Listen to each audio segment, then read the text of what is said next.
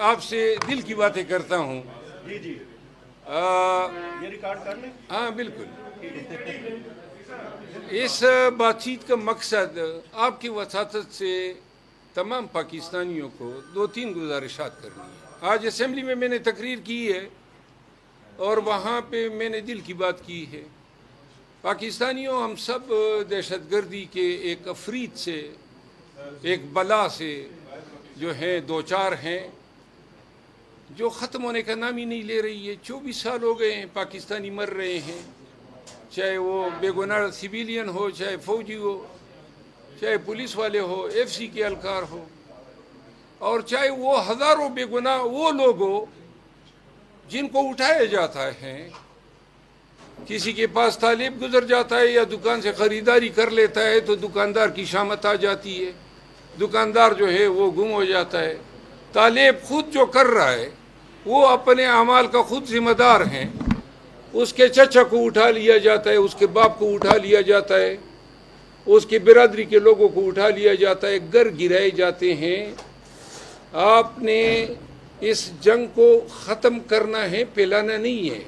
جہاں ظلم اور جبر ہوتا ہے وہاں پہ لوگوں کی ہمدردیاں مظلوموں کے ساتھ ہو جاتی ہے. 24 سال سے پاکستانی یہ سمجھ رہے ہیں کہ دہشت گردی کی یہ جنگ شاید افواج پاکستان کی جنگ ہے.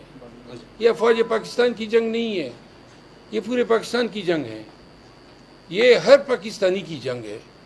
ابھی شاید پنجاب کے لوگ جو ہیں اتنے زیادہ فکر مند نہیں ہوں گے، کیونکہ جو خون کی ہولی ہمارے گلیوں میں، بازاروں میں اور شہروں میں مچی ہوئی ہے، اللہ جو ہے اس کا سایہ بھی پنجاب پہ نہ پڑنے دیں. لیکن کب تک وہاں آپ کے پاکستانی رلتے رہیں؟ بلوچستان میں یہ ٹرین کا حادثہ سے آپ دیکھ لیں، اور اس سے پہلے آپ دیکھ لیں پنجابیوں کو اتار کے صرف پنجابی ہونے پہ مارا جاتا ہے. یہ کوئی انسانیت ہے؟ یہ پاکستان کی میں ہم کس سوچ کی عکاسی کر رہے ہیں؟ اور یہ دہشت گردی بھی تو نہیں ہے. دہشت گردی جو ہے اس میں بھی کچھ لمیٹیشنز ہوتی ہیں، لیکن جب انسان انسانیت سے بھی نیچے گر جائے اور اتنا گر جائے کہ اس کے لیے اے پی ایس کے بچوں کو مارنا جو ہے وہ کوئی جذبہ ہو، اس کے تحت ہو، تو یہ سفاکیت سے بھی آگے کی ایک شکل ہے. اور جب سفاک لوگوں سے واسطہ پڑ جائے تو ایک دفعہ ایک جنگ، ایک جہاد کی تیاری کرنی پڑتی ہے. 24 سال سے یہ جنگ ہم لڑ رہے ہیں، لیکن 24 سال سے اس لڑائی پہ ہمارے پاس فخر کرنے کے لیے کوئی چیز نہیں ہے. ہمارے اسکولوں کے بچے مرے، ہمارے فوجی مرے، ہمارے سویلین مرے. 85,000 لوگ تو صرف کے پی میں شہید ہوئے. میرا باپ اس میں شامل ہے، میرے خاندان کے لوگ اس میں شامل ہیں. اور آج بھی ہم دلا سے ہی دے رہے ہیں کہ ہم نے دہشت گردوں کا کلا کما کر دیا. دہشت گردوں کا ہم نے کلا نہیں کما کیا، وہ اس ملک کا بیڑا غرق کر رہے ہیں، کلا کما کر رہے ہیں، پورے آپ کی پاکستانیت کا کلا کما کر رہے ہیں. تو لہٰذا یہ آپ کی جو پالیسیاں ہیں، یہ علی وزیر کو جیل میں ڈالنا، یہ مارنگ بلوچ پہ پانی پھینکنا، یہ سیاسی لیڈروں کے اختر مینگل جو ہے، نواب اختر مینگل، وہ آپ کی اس ایوان سے مستعفی ہو رہا ہے. کیوں بھائی؟ کیوں آپ ایک ڈائیلاگ نہیں کرتے ان لوگوں کے ساتھ؟ علی وزیر کے 11 لوگ باپ، بھائیوں اور بھتیجوں سمیت شہید ہوئے ہیں اس دھرتی کے لیے، اس پاکستان کے لیے. طالبان نے مارا تھا. آج آپ بھی ان کو نہیں چھوڑ رہے. 2 سال باجوہ کے دور میں باجوہ نے اس کو جیل میں ڈالے رکھا. آج 8 ماہ سے پیر پڑا ہوا ہے. اور سندھ کی حکومت، بے نظیر بھٹو شہید کے وارثوں کے پاس جو حکومت ہے وہ یہ کام کر رہے ہیں. اور پاکستانی یہ سوچتے ہیں کہ فوجی شہید ہو گئے، ہمارا کیا؟ یہ فوجی بھی آپ کے بچے ہیں، اور یہ جنگ پھیلتے پھیلتے آپ کے گھر تک آ رہی ہے.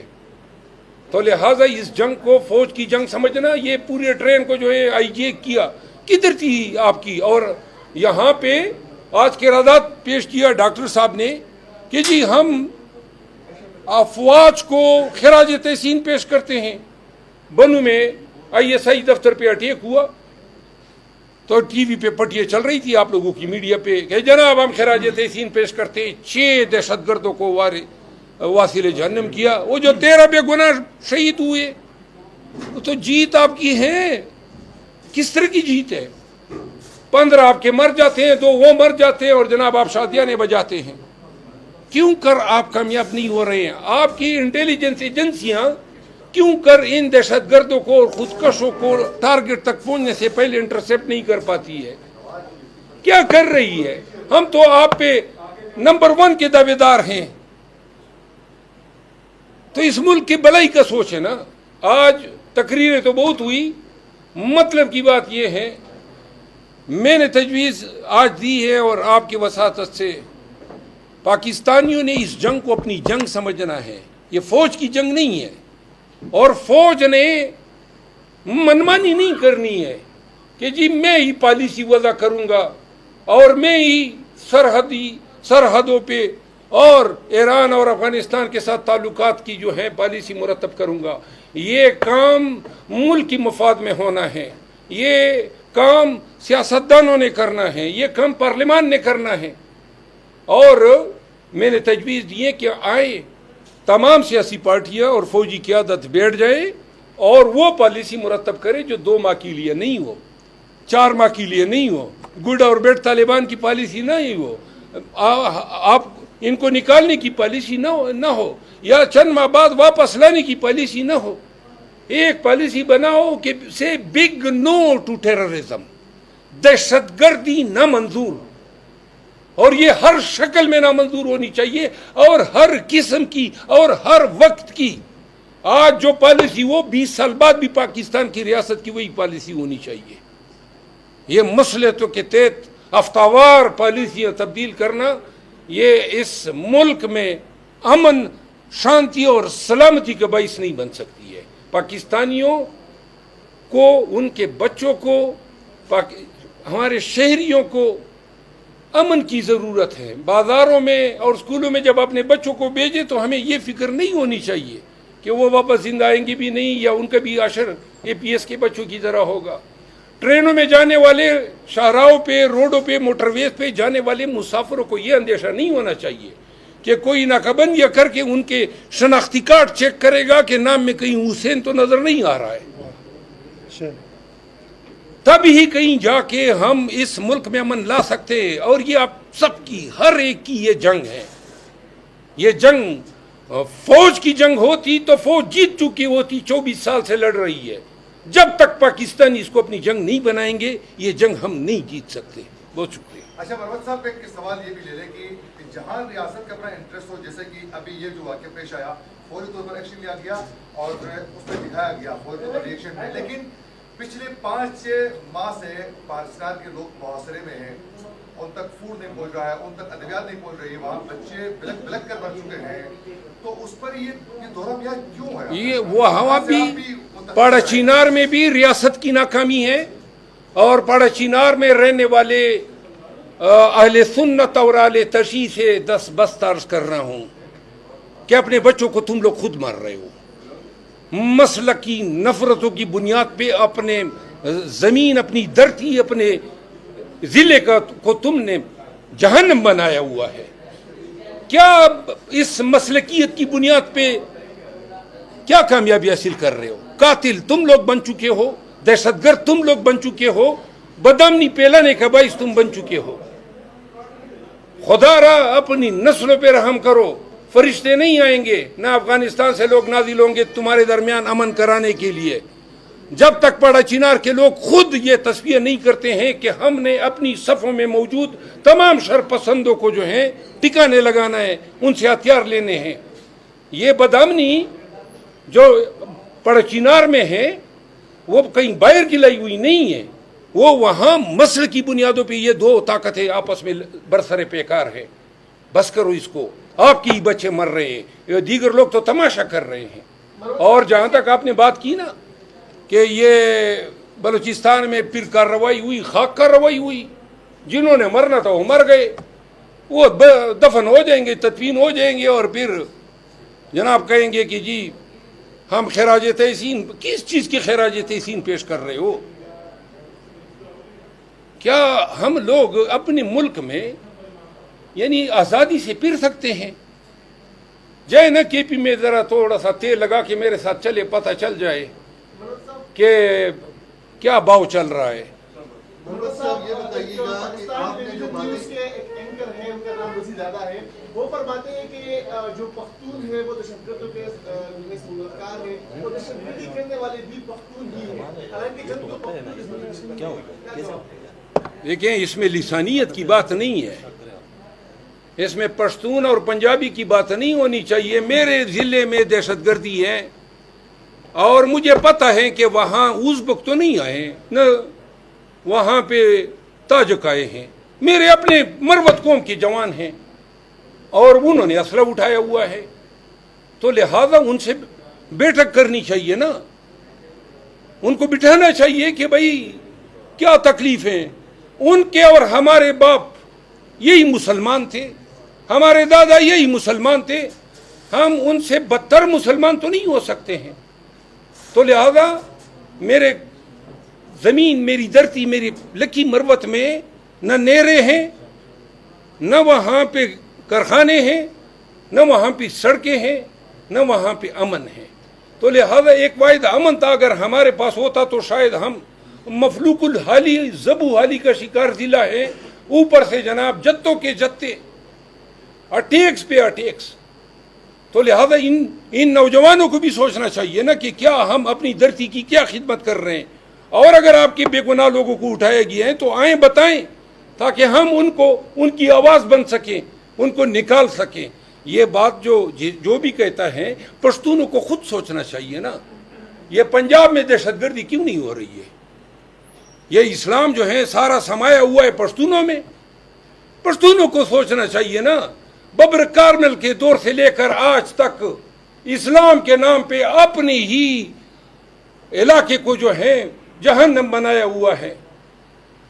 اس جہان میں جنت ملتی ہے یا نہیں ملتی ہے، اس جہان میں ہم اپنے پشتون ہونے کی وجہ سے جہنم سے تو گزر گئے۔ محمد صاحب یہ بتائیے گا کہ آپ نے جو باتیں کی ہیں، ان باتوں کے اوپر ان کو سوچ سمجھ کے فیصلے کرنے کے بجائے سیاستدانوں کو اٹھاتے ہیں، آخر یہ باتیں ان کو کب سمجھ آئیں گی؟ بجائے اس کے اوپر اگر سمجھ نہیں آئے گی تو ریاست کا شیرازہ بکھر جائے گا۔ بند کرو ان چیزوں کو۔ علی وزیر کو جیل میں ڈالنے سے آپ سمجھتے ہیں کہ دہشت گردی کی جنگ میں آپ کو کامیابی ہوگی؟ یا مارنگ بلوچ پہ پانی پھینکنے سے؟ عزت دو، یہ پاکستانی ہے، احترام دو، بٹھاؤ ان کو اپنے پاکستان میں وحدت کے لیے استعمال کرو۔ ان سے نفرت کیوں کرتے ہو؟ کیا وجہ ہے کہ ہم ان پاکستانیوں سے بھی نفرت کریں جن کے گھر اجڑ گئے پاکستان کے لیے؟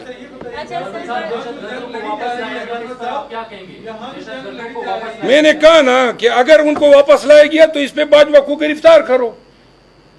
باجوہ کو گرفتار نہیں کیا جاتا، قانون کی حکمرانی کی باتیں ہو رہی ہے۔ سر یہ کل جو انسیڈنٹ ہوا ہے، انسیڈنٹ ہوا ہے، اس پہ ہم نے دیکھا ہے کہ پولیٹیکل پارٹیز کی جانب سے اس پہ سیاست کی جا رہی ہے، اور اس طرح کا کوئی بھی انسیڈنٹ ہوتا ہے سوشل میڈیا پہ ایک الگ ہی جنگ شروع ہو جاتی ہے، تو اس کو کنٹرول اللہ کا خوف کریں، اللہ کا خوف کریں، کوئی سیاست نہیں ہو رہی ہے۔ میڈیا اب بھی پاکستان کا میڈیا ہے نا، آپ کا فرض نہیں ہے کہ پاکستان میں حق اور سچ کے لیے سر ہمیں تو گالیاں بکتی ہے، لفافہ صحافی ہمیں جب ہم کوئی لفافہ صحافی نہیں کہتے۔ میں آپ کو عرض کروں نا، بلوچستان میں ایک واقعہ ہوا تو اس پہ کیا سیاست ہے؟ اگر پی ٹی آئی یہ کہتی ہے کہ سیکیورٹی لیپس ہیں، لیپس نہیں ہے، پورا ٹرین آئی جے کھو گیا اور آپ کہتے ہیں منہ نہیں کھولنا ہے، یعنی اس میں سیاست ہے۔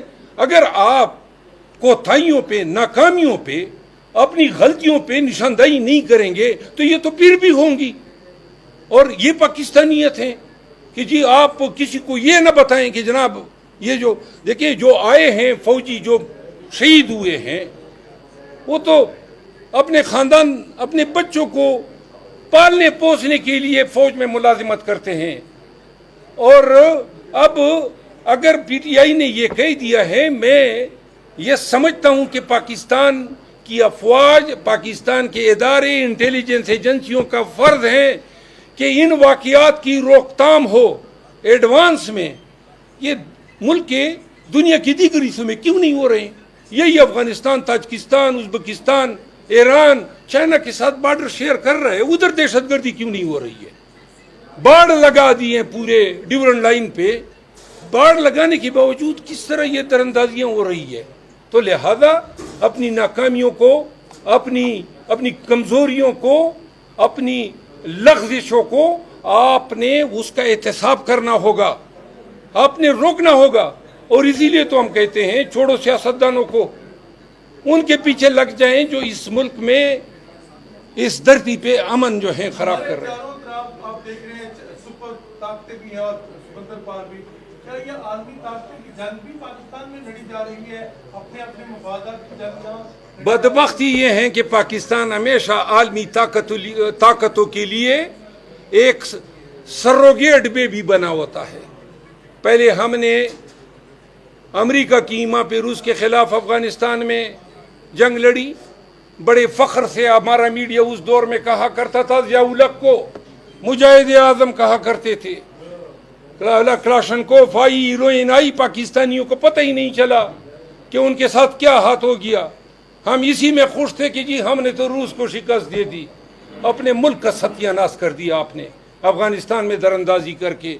پھر آپ نے مجاہدین اور وارڈ لارڈز پالے. یہاں پشاور میں ان کی رہائش گاہیں تھی. افغانستان میں جناب کندار کا علاقہ آپ کے لیے پالک کے پاس ہوا، اور جناب علی ہرات کا علاقہ آپ کے لیے پالک کے پاس ہوا. اس پہ آپ خوش ہوتے تھے. فیض گیا جب امارت اسلامی کی حکومت آئی، پاکستان بڑا فخر کر رہا تھا کہ ہم نے امریکہ کو بھگایا. جناب علی آج کل آپ کا بارڈر ہی بند ہے. آپ کی پالیسیاں تو یہی